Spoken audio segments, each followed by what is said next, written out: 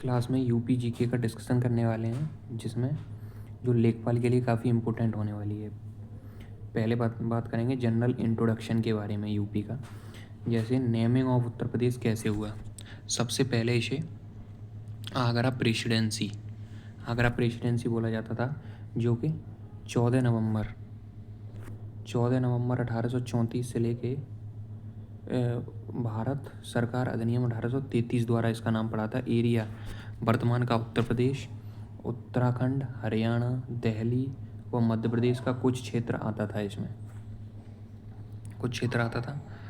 अब प्रेसिडेंसी बनने से पहले यह क्षेत्र विजित एवं संतरत प्रांत के नाम से जाना जाता था। मतलब सीडेड एंड कनकर्ड, जैसे जीता गया हो उसे बोला जाता था कनकर्ड। मतलब फर्स्ट गवर्नर कौन था इस आगरा प्रेसिडेंसी का? सर चार्ल्स मैटकॉफ थे, जिसे लिबरेशन ऑफ प्रेस भी बोला जाता है, प्रेस का मुक्तिदाता भी बोला जाता है।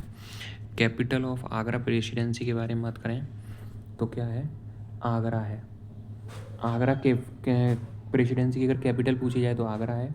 1 जून 1836 को आगरा प्रेसिडेंसी को समाप्त कर दिया गया था। अब इसका नाम क्या पड़ गया था 1836 से? क्योंकि वो आगरा प्रेसिडेंसी का नाम चेंज करके अब उत्तर पश्चिमी प्रांत या नॉर्थ वेस्टर्न प्रोविंस पड़ गया था 1836 से।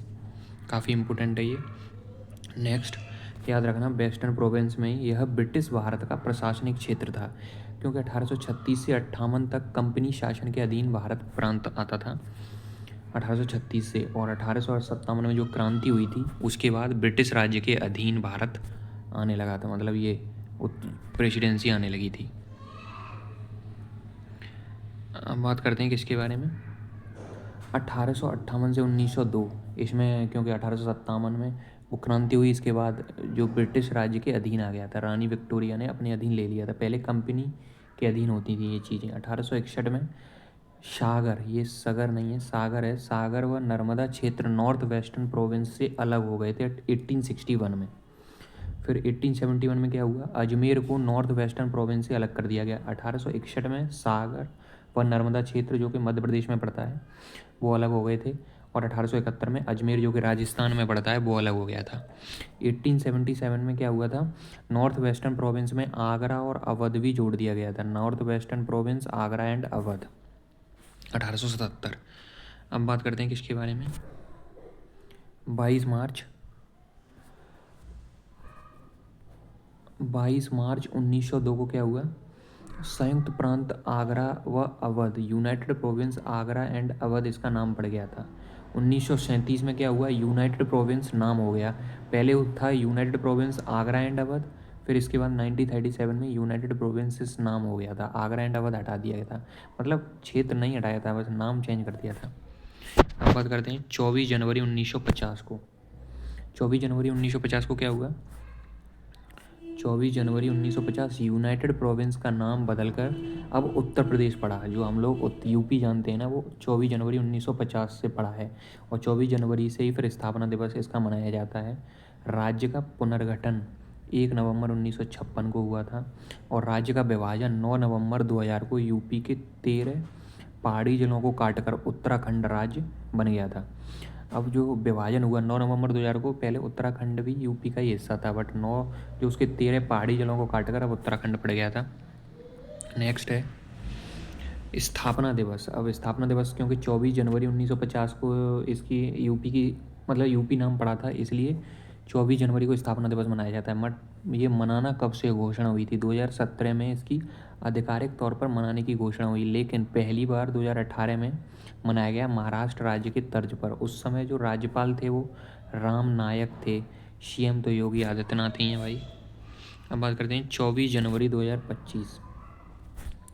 24 जनवरी 2025 को यूपी ने अपना कौन सा स्थापना दिवस मनाया था? 76। अब कंफ्यूज हो सकते हो कि 76 कैसे, क्योंकि 2018 से मनाना स्टार्ट हुआ था। लेकिन पहली बार जो स्थापना 24 जनवरी 1950 को हुई थी, वहाँ से अगर जोड़ा जाए तो 76 है, लेकिन 2018 से जोड़ा जाए तो 8वां है। थीम क्या था 2018 मतलब 2025 वाले का?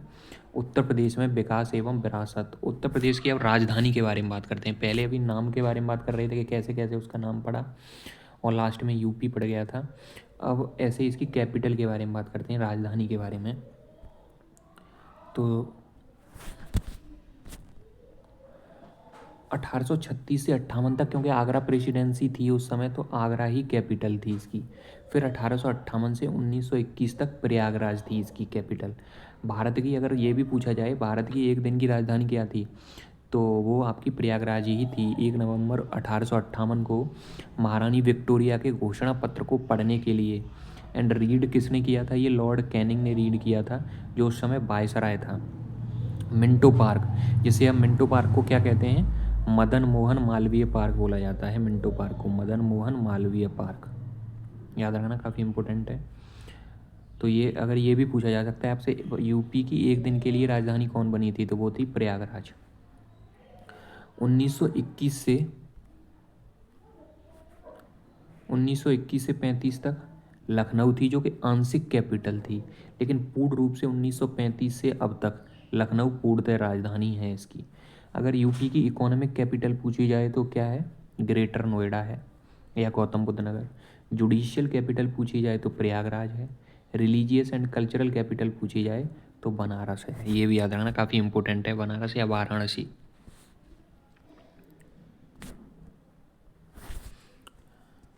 अभी यहाँ तक ही, मतलब अब नेक्स्ट क्लास में इसके बारे में डिस्कशन किया जाएगा। ऐसे ही आपकी यूपी जी के काफ़ी कंप्लीट हो जाएगी, जो कि लेखपाल के लिए काफ़ी इंपॉर्टेंट है। 20 नंबर की आने वाली है भाई लेखपाल, इसे लेस कंसिडर मत करना।